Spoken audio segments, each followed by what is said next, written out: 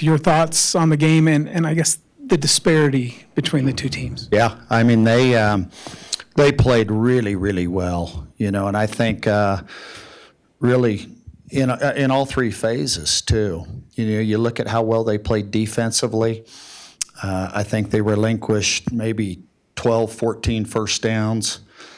Offensively, they had a good number of big plays, and yet they had a good number of first downs too. They probably had like 22, 23 first downs, which is a large number in a service academy game. And it's hard to win when you only score 7 points in a game. What did you think Quentin Hayes brought, and what could that mean moving forward? It was good for him to play. I mean, that's the most that he's really ever played. I think he's had stretches maybe where he's played 5 snaps in a game. Maybe he played in one of them, he had 6. That's about it. So it's good for him to play. I think for all these guys to be involved in a game like this and to be able to take the film, digest, and learn as we go down the road. Obviously an emotional game. How do you assess where this team is at this point of the season, and what's the main things you need to work on going forward? Really, probably everything. I mean, I do think we punted the ball adequately. I think there was only one punt that maybe it could have been further. The execution on the one extra point was solid, but everywhere else it has. The 2 times we kicked off were good. Other than that, I mean, it's across the board and all other facets where we must be better. We're slowly seeing the passing game coming to life here as we're hitting the midpoint of the season. Heading down to New Mexico, do you feel like that's something that your team's going to be able to build on and get back to the winning side of things? Perhaps, yet we still have to be much better, running the football, and we need to look at it and say, are we, we got a good number of guys that maybe that's the first time they've ever played against another academy. Or just in games in general, are we providing every opportunity really to execute at what their capabilities are? What made it so difficult to kind of stop Blake Horvath in that offense today? Yeah, he's a really good player, and the ball gets out on time. I think he anticipates. I said that earlier in the week. Really well, and there's some quality guys alongside of him too. I mean, I think the one guy probably rushed for almost 100 yards and caught probably over 100 yards in balls, and 2 solid fullbacks up front, and they do a good job getting the ball down the field in addition to being able to run the ball well.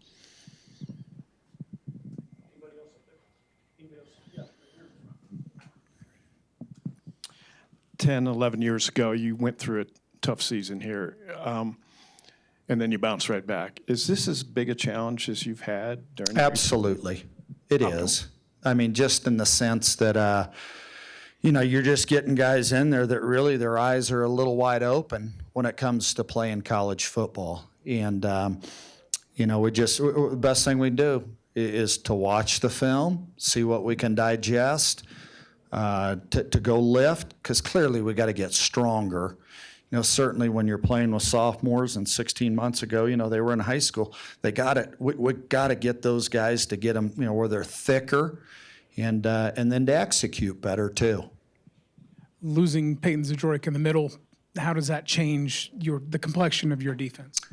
We're going to play somebody else. I mean, yeah, that's obvious if that's the case going forward. We'll take a look. We'll assess. Who do we move in there in the interior? Jimmy Tomasi's played some on the interior, so perhaps he's in there even more. And the 4th down reverse, was that something that you had prepared for? And yeah, what we want to do, we just got to make sure that if we ever see a quarterback go away and he's a high ball carrier, there's some sight lines that should. We got to execute better. Jake, I'll start with you. I haven't talked with you since signing day at Lewis Palmer. And at that point, you had mentioned your dad was a West Point grad and quarterback. Did you grow up with the Service Academy games meaning something more even, again, way before you got here? Yeah.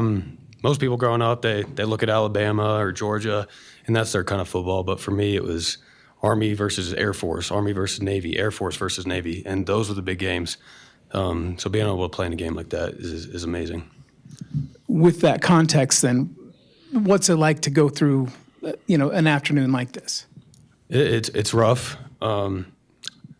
It's not enjoyable to go out there to prepare all spring ball, all fall camp, all week, and perform like that. So we had more in us, and we just got to think about working to be better and improving for the next week. Camby, what did Navy do offensively that made it difficult to stop today? I think what they did is just put us in conflict. I mean, they kept running triple option with the quarterback, and I had the pitch, and I was just left hanging. We weren't able to get over top. As they loaded that linebacker, it was really just the triple option. Just putting us in conflict. So, as a leader of this team, how do you try to turn this thing around? Back to the drawing board. Come in on Monday, live, and meet and review the film, and just realize that we're on the next week. Day by day. We're on to the Lobos. Trey, during that touchdown, do you feel like the offense at that point got a little bit of spark with Quentin coming on? I believe so. I believe that one play got a spark on the offense, got our sideline very excited, got the fans into it, and I feel like it was a spark that we needed in that moment. Yeah. How did you feel like he did during the game after he came in the second quarter? I feel like he did a pretty good job. For him coming in that moment, it's tough. He's coming off cold. He came out there, executed plays to the best of his ability, and he did what he had to do. This was the first sellout, I believe, since 2011. And, you caught that pass right in front of the cadet section, everything else. Just like everything else aside, for that moment to be in that stadium and in that specific spot, like, what was that like? Man, it was crazy. It was a dream that I've dreamed of since I was a kid, playing college football, big time college football somewhere out, and being able to do it here, it was cool. Being able to see the whole student section right there in front of me too. It felt like that the moment was bigger than what I wanted it or what I needed it to be. It was like those people I'm representing those cadets, the Air Force in general. So it was pretty cool. And kind of how would you assess the mindset of the offense right now, coming out of that the Service Academy game, and just like what's the conversation? Conversation is our main focus is next week on New Mexico, but what do we have to do this week to execute? What do we have to do to do what we have to do to get a win? Do what do we have to do on our one-on-ones? Just every day, just keep grinding, just keep grinding every day to be able to execute and go win.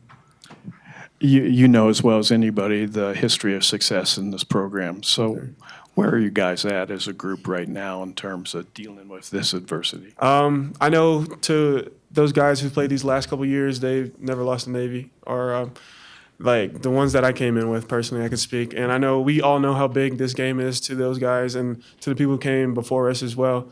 Assessing it now, it stings. I could say it hurts. I hope as a team we take this loss and actually think about it, what happened.